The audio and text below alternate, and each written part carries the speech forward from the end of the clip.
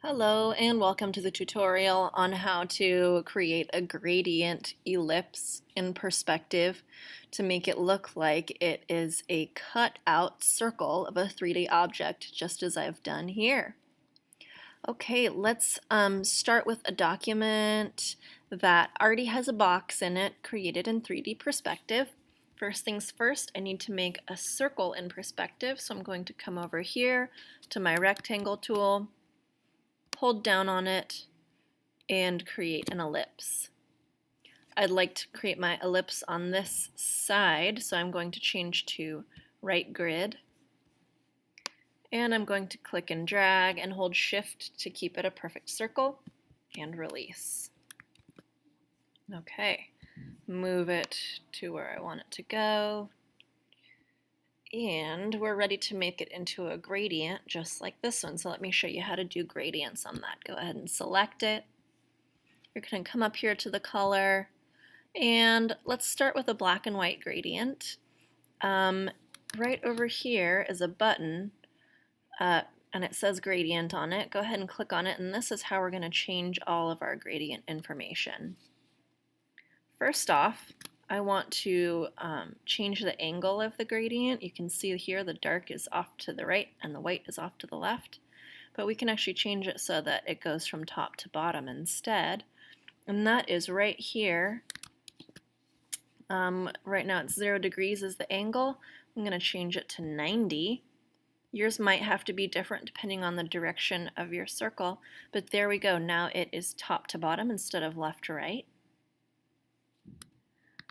We can also, I'm going to zoom in here, we can also change the intensity of the black by moving that over. See how it's going farther and farther down. Okay, we can change when I'm going to undo that. When I grab this tiny little diamond, the gradient slider, that changes the amount of gray and how harsh it is. So that's a really harsh line, and then this is a nice slow fade. Okay, so that's an option for you. But what if I don't want black to white at all? What if I want it to go from blue to blue, just like my square here? Well, you are going to come on over to your swatch menu. Hopefully you have it pulled up. If not, go to Window and go to Swatches. And you can actually choose a color and drag it onto this little guy down here. When it says plus, you can let go and suddenly it turns into that color. Pretty cool, huh? I'm going to undo that. Oh, it won't let me undo, but what I am going to do is grab a darker blue. I want it to be a really dark blue to make it look like it's in shadow. And then over here, instead of white, I want to grab my lightest blue, and when it says plus, I can release. Okay, there we go. I'm going to mess with my gradient slider until I'm happy with it. And let's just go ahead and zoom out here.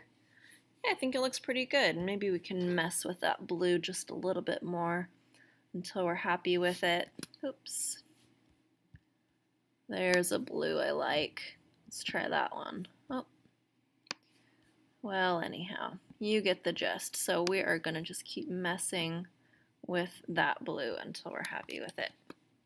And there you go. When you make the grid go away, it sort of looks like it's carved away. All right, happy 3D constructing.